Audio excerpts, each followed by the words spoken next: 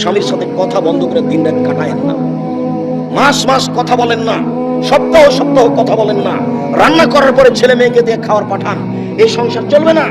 যদি এক গ্লাস পানিও দেন কোনো সময়, তাহলে সামনে এভাবে ঠ্যাক্কস করে রেখে চলে যাবে। এই সংসার চলা ঠিক নয়।